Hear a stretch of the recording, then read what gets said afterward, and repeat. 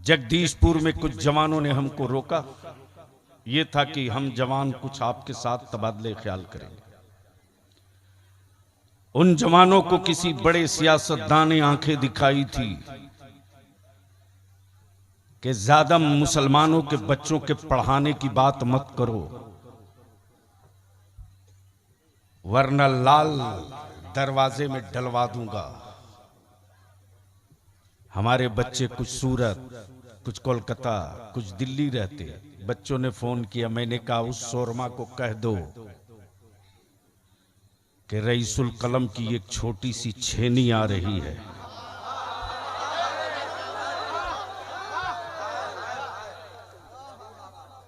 कह दो है हिम्मत तो आवे, हुकूमत उसकी है, बोलो आवे, पावर में है वो, यहां बोलो आवे। उसके आने की तो हिम्मत नहीं पड़ी, लेकिन पर्दे के पीछे से एक पीसीसी और चापानल का दलाल आवाज दे रहा।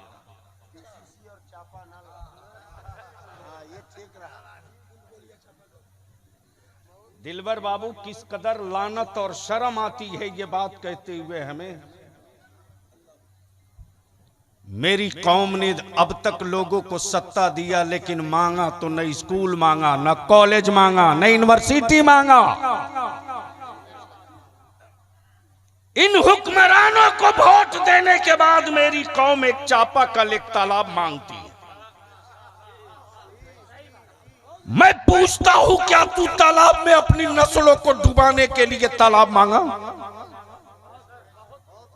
तवज्जो चाहो। क्या तूने अपनी औलादों को कुआं में दफन करने के लिए कुआं मांगा? अगर तेरे बाजू बीमार नहीं है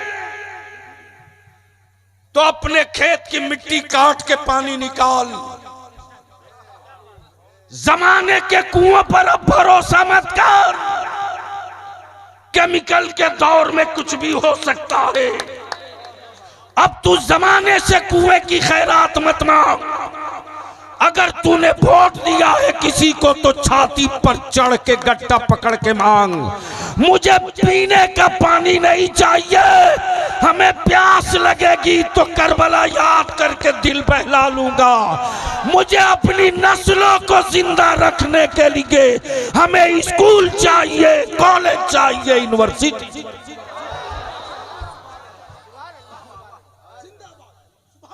ये बातें तुझको कौन बताएगा? तब मैंने मौलाना नजरुल हसन साहब से कहा कि मदारिस हमारे उलमा चला रहे हैं, चलाने दीजिए। हम जानते हैं कि मेरी कौम पीरों की जबान समझती है, आलिमों की नहीं समझती। मेरा आलिम अपनी पीठ पर सीमेंट की बोरियां लेकर मस्जिदों की तामीर के लिए शहर में गुजर सकता है, लेकिन मेरी कौम आगे बढ़कर यह नहीं कह सकती कि हजरत आप दे, मेरा कांधा होगा। लेकिन माफ करना, मैंने देखा मौलाना जमाल साहब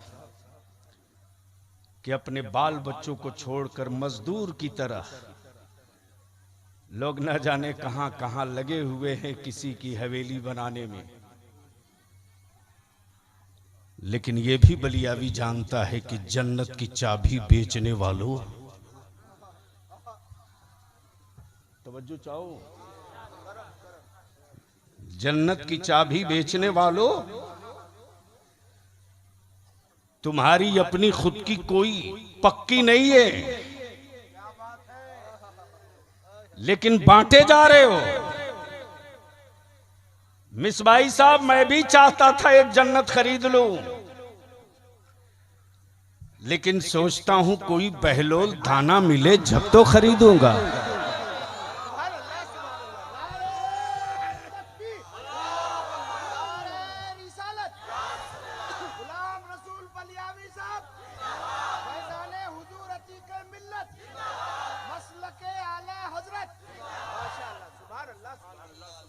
इसलिए आज इतने बड़े मजमे में एक जिम्मेदारी देना चाहता हूं मौलाना सैयद नजरुल हसन साहब को।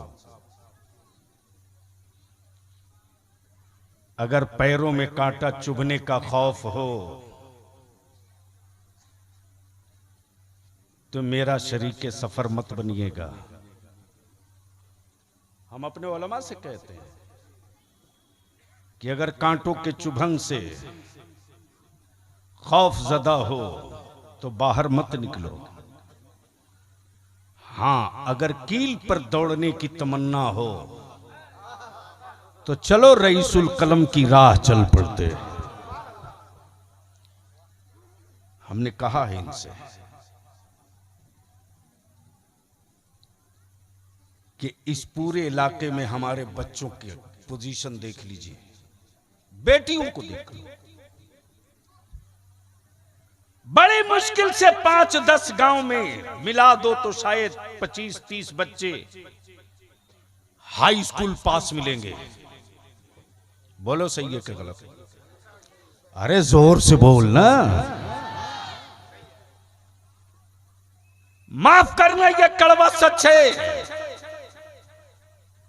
अगर हमारे मदरसे ना होते और मुसलमान तेरा मुठिया का चावल ना होता तो आज मेरे गांव में, मेरे मोहल्लों में शायद कोई उर्दू बोलने वाला भी ना होता। जमाने को बलियावी के न चेहरे से, न जिस्म से, न बाजू से, न ताकत से, बलियावी के किसी हिस्से से किसी को डर नहीं लगता, लेकिन कुफ्र को इस्लाम और कुरान से बहुत डर लगता है। तब मैंने इनसे कहा, आज से करीब 1 साल से मैं इनके पीछे पड़ा हूं। पहले वाली गरीबी अब नहीं है रे। मुझे याद है उस वक्त जब मैं इसी रास्ते से जमुई के लिए निकला था, तो मैं आंखें बंद करके नहीं चलता, देख रहा हूं हमारे बच्चे कटोरे में पौंता भात लेकर के खा रहे हैं। कई कई छत दिखाई देती थी, कई कई अच्छा मकान नजर आता था। किसी किसी के दरवाजे पर उस जमाने में या तो राजदूत मोटरसाइकिल या टीवीएस। आज गांव में जो दरवाजे 4 चक्का, ये नहीं, खेंदड़ा बिछौना जो था। लेकिन मैं तुझसे पूछता हूं, मेरी कौम के जवानों बुजुर्गों, बताओ अपने जमीर पर हाथ रखकर, जब अल्लाह ने मकानों की शक्ल बदल दी, सोने का बिस्तर बदल दिया, खाने की नेमतें बदल दी, तो क्या तेरी नस्लें नहीं बदलनी चाहिए? अरे जोर से बोलो, नहीं बदलनी चाहिए? जोर से बोल, नहीं बदलनी चाहिए? जोर से बोलो, नहीं बदलनी चाहिए? कैसे बदलोगे?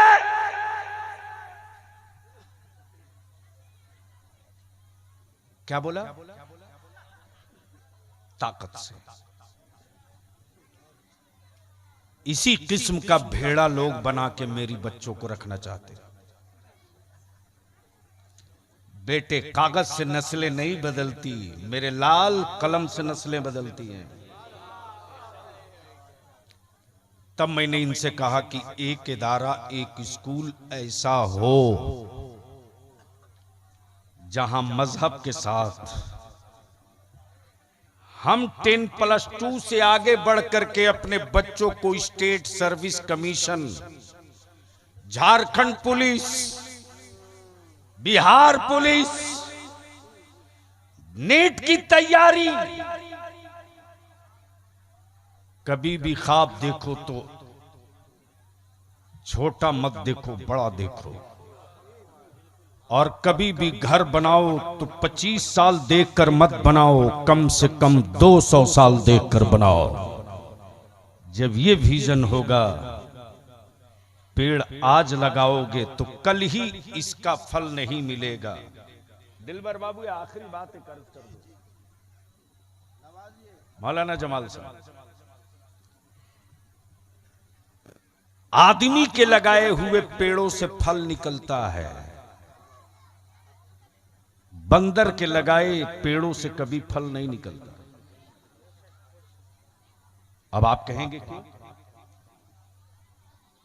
तो सच यह है कि बंदर ने अगर पेड़ लगा भी दिया तो सुबह से लेकर शाम तक 20 मरतबा उखाड़ के देखेगा लगा है कि नहीं लगा है।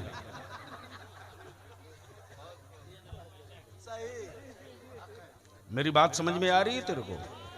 अरे जोर से बोलो ना, आ रही है? 20 मरतबा उखाड़ के देखेगा लगा है कि नहीं लगेगा। यानी वो शाम तक उसको अधमरा जब तक नहीं करेगा उखाड़ के देखते रहेगा।